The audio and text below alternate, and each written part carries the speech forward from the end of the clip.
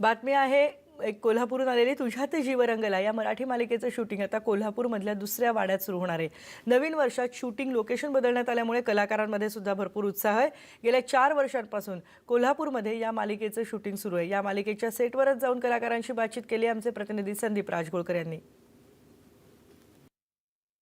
तुझ्यात जीव रंगला या सिरियलचं ज्यावेळा कोल्हापूरमध्ये शूट सुरू झालं त्यानंतर मोठी उत्सुकता होती खरं तर कोल्हापूरमध्ये, आणि आता या मालिकेनं 4थ्या वर्षात पदार्पण केलेलं आहे। पण महत्त्वाची गोष्ट प्रेक्षकांसाठी मी सांगतो की कोल्हापूर जिल्ह्यातल्या वसगडे गावामध्ये पहिल्यांदा या मालिकेचं शूटिंग सुरू होतं।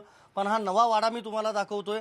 हा वाडा आहे कोल्हापूर जिल्ह्यातल्या केरली या गावाचा, आणि 2020 सालामध्ये याच वाड्यामध्ये आता यापुढचं सगळं जे शूटिंग आहे ते असणार आहे। नवीन सेटवरचं पहिलं दिवशीचं पहिलं काम, काय पहिली प्रतिक्रिया? नाही, खरंच खूप चांगलं होतं, कारण की नवीन वर्षी नवीन काहीतरी करण्याचा योग आला आणि तो योगाने पहिल्याच वर्ष असं बदलतं आपलं। 2019 संपलं आणि 2020 चालू आलं, ते आम्हाला कळलं की आता नवीन लोकेशनवरती आम्हाला जाणार। तर ती एक वेगळी एक्साइटमेंट होती, एक वेगळी एनर्जी होती।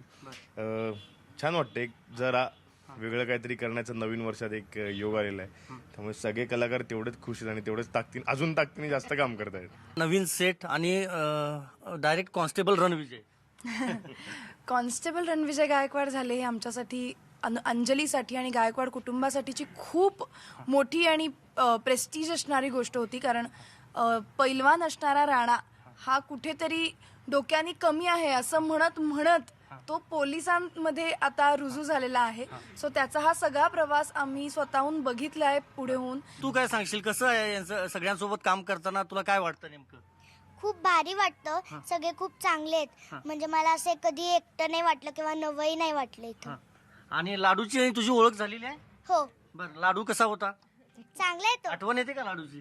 हो, बरं, तुम्ही काय सांगाल या सगळ्या प्रवासाबद्दल? 4 वर्ष पूर्ण झालेली आहेत आणि आता नवीन लोकेशनवरून पुन्हा एक नवीन सुरुवात। हा, थोडंसं वाडा सोडताना जी एक जुनी असते ना, ती पहिल्यापासून तिनं ते वाड्यातलं सुख दुःख सगळं बघितलेलं आहे। आबा गेले तिथं, राणाची आई गेली तिथं, राणा आणि आपला सूरज यांचं लहानपण हे सगळं बघितलेलं आहे। त्यामुळे वाडा सोडताना थोडंसं वाईट वाटत होतं, पण इथं आल्यानंतर बरं वाटलं। खूप छान वाटतंय आणि मस्त प्रसन्न वातावरण आहे। वहिनी साहेबांची आठवण येते का? खूप येते मला माझ्या ताईसाहेबांची आठवण खूप येते, कारण मी ताईसाहेबांमुळे या वाड्यात प्रवेश करू शकले। आणि नक्कीच वाडा सोडताना मलाही खूप त्रास झाला, कारण मी माझ्या खेडेगावात माझ्या तात्यांसोबत होते, ढेकळं फोडत होते, शेतात काम करत होते। सो मी माझ्या ताईसाहेबांमुळे माझ्या वाड्यात आले आणि नक्कीच वाडा सोडताना त्रास झाला। आणि हे लोकेशन म्हणजे खूपच अप्रतिम आहे, खूप सुंदर आहे। व्हिडिओ जर्नलिस्ट प्रमोद सौंदडेसह संदीप राजगोळकर, न्यूज 18 लोकमत,